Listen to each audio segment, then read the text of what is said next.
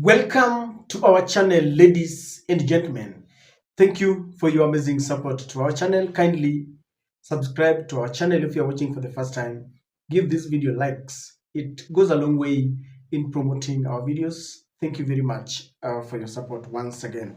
Ladies and gentlemen, the impeachment of Rigathi Gachagua is one that will not go down well with the UDA government because there are more startling revelations, even as we wait for the verdict from the Senate, and as Rigathi Gachagua is fighting it out in the court so that the courts hear him before it goes even without going to the Senate.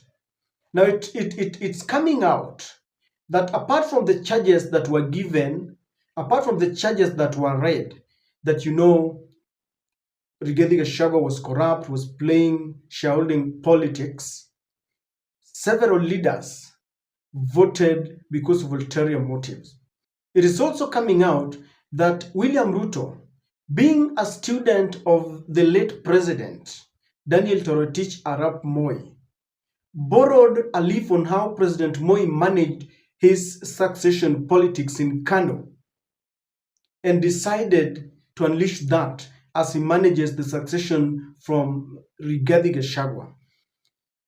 A few years ago, that was in 2020, when Moi realized that his time was over and he was not going to contest again, and Raila Amolo Odinga had just joined the KANU party. There were several interests and people were jostling, several leaders were jostling for power. And Moi was confused. He did not know what to do because in that party, there was Raila Amolo Odinga who was eyeing that position. There was Musalia Mudavadi, there was Kalonzo Musyoka, there was Katana Noah from the coast, and there was Uhuru Muigai Kenyatta. Now, Daniel Moi, being the professor of politics, decided to play hide and seek game. It is said he called Raila and he told him, as I prepare to vacate this position, I want to leave this seat to the young Turks. And I'm going to leave it to you because Rift Valley has held this for over 24 years. And because of our friendship with your father, I'm going to leave this seat for you. But don't tell anyone. Go and circulate this among the Luos and your friends, but don't tell anyone. He had secured Nyanza. And then he went and called Musalia Mudavadi because they had worked with Musalia Mudavadi after Moses Mudamba, the father of Musalia Mudavadi, died. Moi went and picked Musalia Mudavadi and they had worked with Musalia Mudavadi. So he told him, I'm leaving this seat and I want you to inherit this seat. That is how Musalia Mudavadi was even made a vice president for only 3 months. And he told Musalia Mudavadi the same thing. Don't tell anyone, but you can tell a few closest friends from your tribe. He had secured Western. He went to Kalonzo Musyoka. He told him, as a young man that we have worked with for several years, I'm leaving this seat for you. Go and tell the Kamba leaders that this is for you, but make sure it does not go beyond the borders because I don't want people like Mudavadi and Raila to know. He had secured the eastern province. Then he went to the coast and called, that was I think Noah Katana Gali, if I'm not wrong. And he told him, this seat is coming to the coast and there's no one who can inherit this seat except you. I'm leaving this to you. Don't tell many friends, but tell your people. He had secured the coast. So ladies and gentlemen, Uhuru was from Central and I think he had also told him the same. So there was power struggle from Rift Valley. People like Biwott and Kipkalia Kones and William Samuel Ruto had been told that we have had this for 24 years and therefore for people to vote us in, to vote another candidate might not be very easy. So you wait and see where I'm going to point. So with that, ladies and gentlemen, Raila, Kalonzo, Mudavadi, Ngala were in KANU and each and every person was like, nimeambiwa. In fact, they were looking at each other like, who ya jui nimeambiwa nini? When the right time came, Daniel Toroitich Moi said that his preferred successor was none other than the very green and experienced Uhuru Muigai Kenyatta then. So, ladies and gentlemen, I want to bring you home. When William Ruto realized that he was tired of Rigathi Gachagua and he wanted him to go, he knew very well that there would be interest and jostling for power.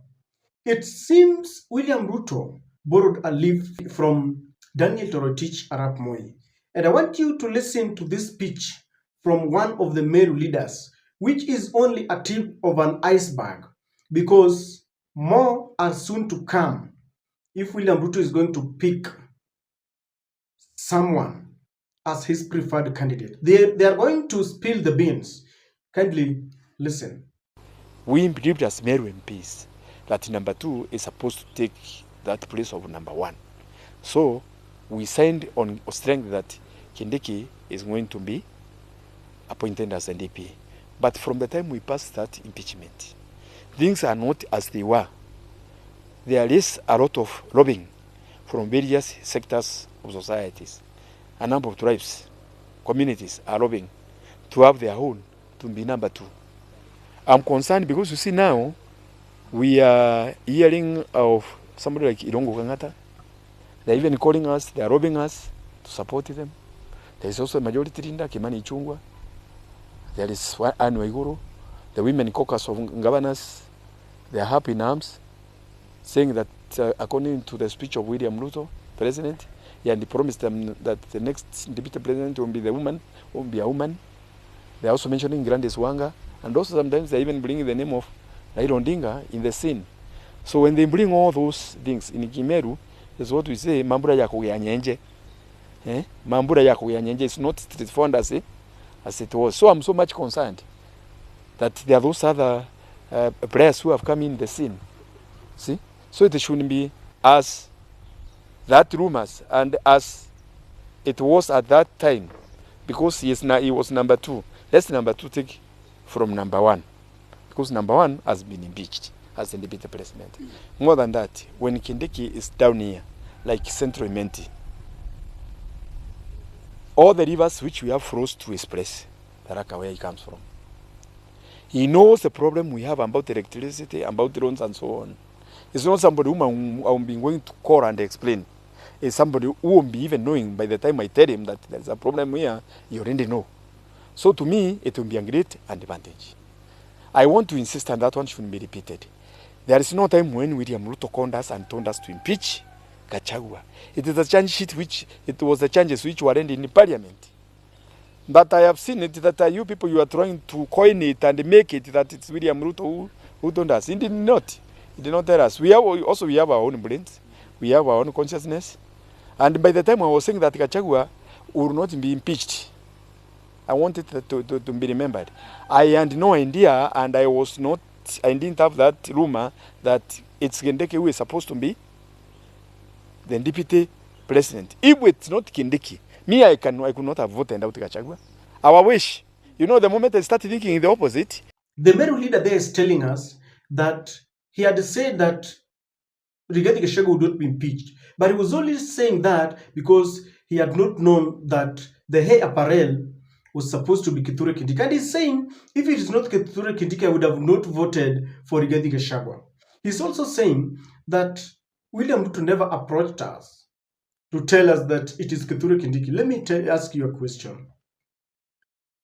What more could William Ruto have said more than charging more than 300 MCAs to endorse Kithure Kindiki, charging over 80 MPs to come together and condemn Rigathi and endorse Kithure Kindiki, then during Chege endorsing Kithure Kindiki? You know, in politics, sometimes you don't need to speak loud. You only make certain moves and people will know.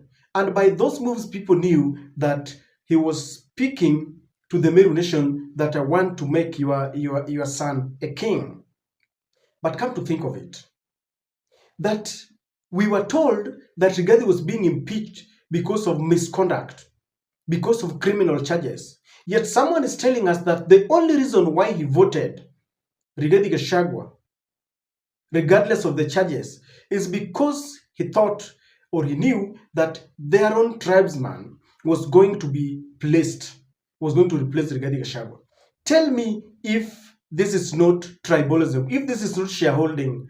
The same way they want to impeach Rigathi Gachagua, an MP saying that I was only voting him because I wanted one of our own. That is tribalism. I'm calling this a tip of an iceberg because from the way Raila is supporting Adani deal and they are supporting the impeachment, you never know whether whether Raila is going to produce that deputy president. Raila and Ruto are now working together. If he says, I want you to pick this person from Nyanza, I'm telling you, William Ruto will do it. How do we know whether people like Otiende Molo and Millie Gesagesa and the minority leader were impeaching Rigathi because they had been told this seat is ours? What if Kimani Ichung'wah had been told you are the one that we have to give this seat? What if Anne Waiguru had been told support and rally because we want to give it to a woman candidate? How do we know?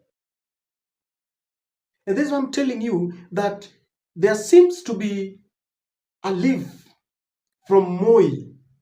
William Ruto wants to use the very tactics, promising several leaders.